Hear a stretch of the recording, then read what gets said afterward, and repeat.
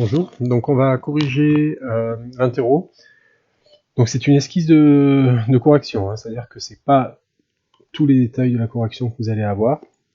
Donc dans l'exercice 1, vous donnez pour chaque nombre réel les trois formes algébriques, trigonométriques et exponentielles, ainsi que la partie réelle et la partie imaginaire. Donc pour 2 moins 2i, la partie réelle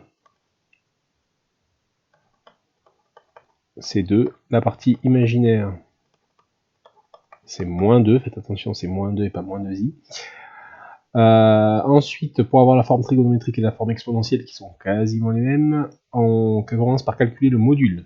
Donc 2 moins 2i, c'est la racine carrée de 2 plus au carré moins 2 au carré, donc ça fait racine de 8, c'est encore 2 racines de 2, et ce qui fait que notre nombre complexe z, c'est 2 racines de 2, facteur de, en factorisant, on tourne sur racine de 2 sur 2, moins racine de 2 sur 2i, et donc pour avoir l'argument, on cherche un angle dont le cosinus vaut racine de 2 sur 2 et le sinus vaut moins racine de 2 sur 2. Donc ça c'est 2 racines de 2 fois cosinus, donc 3pi sur 4, plus sinus de 3pi sur 4, avec un i devant. Voilà. Et donc ça c'est la forme trigonométrique. La forme exponentielle, c'est E I 3pi sur 4. Voilà. Donc ça, c'était pour le premier. Ensuite, pour cosinus de pi sur 3 moins i sinus de pi sur 3. Alors, c'est pas la forme trigonométrique, puisque on a un moins, et que pour une forme trigonométrique, on n'a pas le droit d'avoir un moins. Donc en fait, ce qu'il faut écrire, c'est que cosinus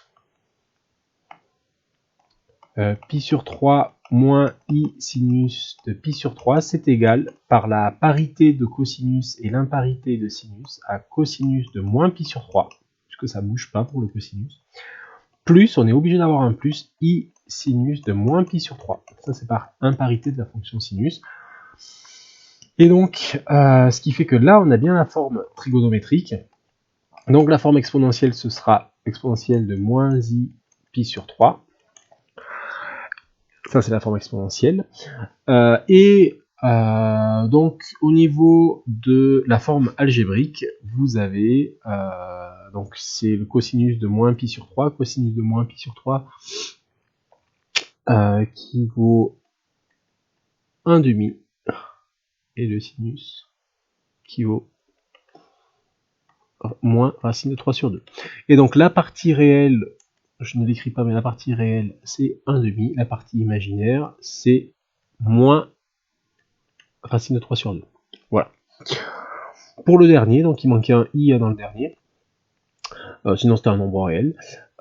Pour le dernier, donc il s'agissait de moins exponentielle de moins 2pi sur 3, 2i pi sur 3, hop. Donc ça c'est pas la forme trigonométrique, la forme exponentielle, puisque on n'a pas le droit d'avoir un nombre négatif devant. Donc en fait, il faut dire que moins 1, c'est exponentielle de ipi. C'est une façon de faire. Hein. Et donc ça, par la propriété d'exponentielle, c'est exponentielle de i pi sur 3. Les exponentielles s'ajoutent. Et donc ça c'est la forme trigonométrique, la forme exponentielle, pardon. Donc sous forme trigonométrique, ça fait cosinus de pi sur 3 plus i sinus pi sur 3. Et puis pour la forme algébrique, cosinus de pi sur 3 c'est 1,5. Le sinus c'est racine de 3 sur 2.